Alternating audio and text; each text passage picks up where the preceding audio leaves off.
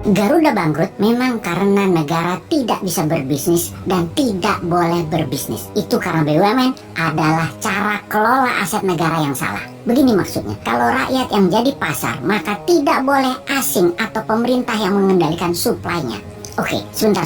Kita harus berusaha menjelaskan sisi ekonomi BUMN dari kacamata lainnya. Sungguh, berat memang kalau pemahaman sosialis sudah masuk ke dalam pikiran bawah sadar banyak masyarakat, terutama para politikus yang arah politiknya ke kiri, ke sosialis. Bisnis itu akan berjalan baik kalau yang menjalankan adalah mereka yang berpikiran liberal atau bebas. Kita bukan anti sosialis yang pemerintahnya mengendalikan rakyatnya dengan kekangan yang ketat, di mana itu adalah tingkah sosialis kuno yang dianut banyak aliran partai politik di Indonesia dengan bungkusan nasionalis sosialis, istilah politiknya. Ini harus diluruskan pemahamannya. Nasionalis liberal lebih lincah daripada nasionalis sosialis di dalam membangun ekonomi negara. Bahkan Newman mengambil aliran politiknya adalah nasionalis patriotis yang lebih agresif ekonominya sampai ekspansi ke luar negerinya negara bantu full. Pemahaman ekonomi patriotik nasionalis adalah tengah bawah. Baik, kita jelaskan sekali lagi pemahaman politik dan ekonomi dari kaum Newman. Bayangkan ada 4 kolom di depan Anda sahabat. Sisi kiri atas A,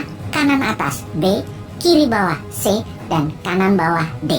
A dan C kalau digabungkan adalah aliran ekonominya sosialis. B dan D kalau digabungkan aliran ekonominya adalah kapitalis. A dan B adalah kaum elitis. C dan D adalah kaum akar rumput. Selama 6 pemerintahan Indonesia selain Pak Karno, semua politiknya dan ekonominya main di kaum elitis. Pak SBY misalnya, elitis kapitalis sisi kanan atas. B, para oligarki dan konglomerat kapitalis atas mengendalikan ekonomi dan diberi kemudahan. Yang sekarang, yaitu memihak pada elitis sosialis, yaitu yang A, kaum BUMN. Sisa presiden lain, Soeharto dengan Amerikanya elitis kapitalis, Habibie dengan IMF, Gus Dur, Megawati, sama semua. Kemudian para calon presiden nanti 2024 semuanya juga tetap main di elitis. Untuk pertama kalinya dalam sejarah Indonesia, Newman punya konsep politik dan ekonominya akar rumput. Di sisi C adalah kaum buruh, petani, nelayan.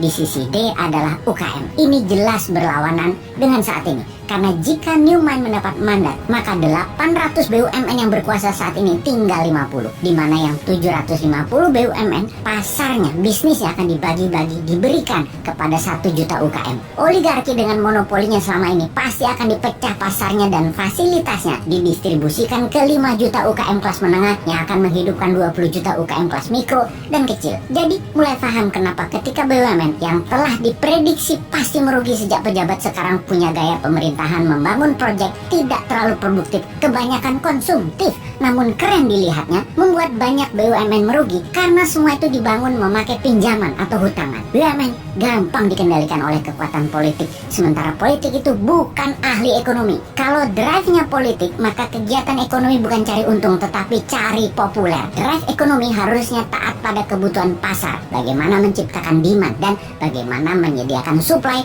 dari produk UKM dalam negeri. Gak mungkin semua itu bisa berpihak ke akar rumput selama elitis dispesialkan seperti saat ini, memberikan karpet merah ke elitis, ke BUMN dan ke oligarki. Dan di tahun 2024 masih mau memilih yang ada di etalase politik saat ini para gubernur dan menteri-menteri incumbent yang punya aliran pro elitis juga. Pastikan bukan juga pilihan Anda dari oposisi yang tidak pernah memberikan solusi selama jadi oposisi. Jadi pilihan sahabat semua hanya